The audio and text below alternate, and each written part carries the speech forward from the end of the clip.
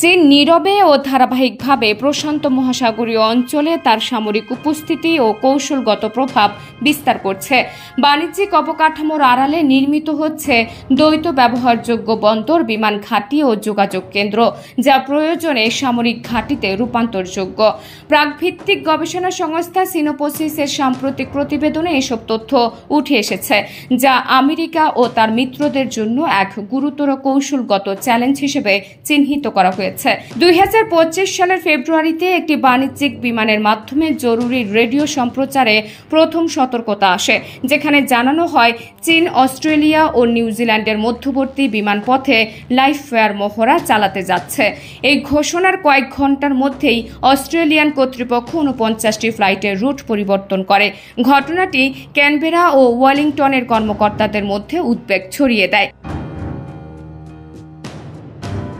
Synopsis জানায় চীন কমপক্ষে 10টি প্রশান্ত মহাসাগরীয় দ্বীপপুঞ্জে বন্দর, বিমানবন্দর ও টেলিকম অবকাঠামো নির্মাণ করেছে, যা এক মুহূর্তের নোটিশে সামরিক ব্যবহারে রূপান্তরযোগ্য।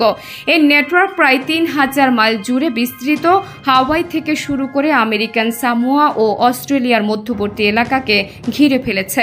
মার্কিন সামরিক কৌশল অনুযায়ী প্রশান্ত মহাসাগরীয় অঞ্চলে 3টি প্রতিরক্ষামূলক দ্বীপ শৃঙ্খল রয়েছে। প্রথম শৃঙ্খলটি জাপান, তাইওয়ান ও ফিলিপাইনের মধ্য দিয়ে চলে। দ্বিতীয়টি গুয়াম ও দক্ষিণ দিকে ফিজি পর্যন্ত বিস্তৃত।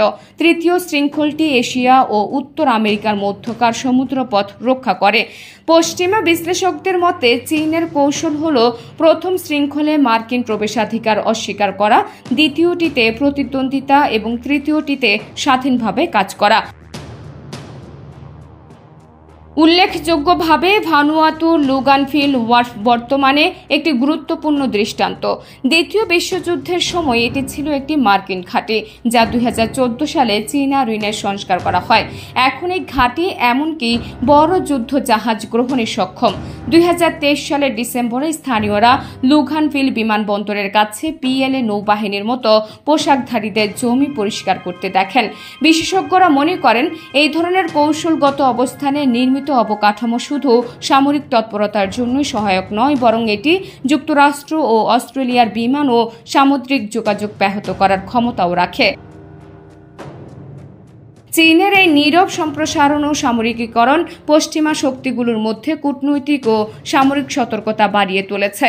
ওয়াশিংটন, ক্যানবেরা ও টোকিও এখন দ্বীপ রাষ্ট্রগুলোর সঙ্গে সম্পর্ক পুনর্মূল্যায়ন করছে। দ্বীপগুলোকে এখন তাদের সার্বভৌমত্বের সংজ্ঞা ও নিরাপত্তার স্বার্থ বিবেচনায় নতুন করে ভাবতে হচ্ছে।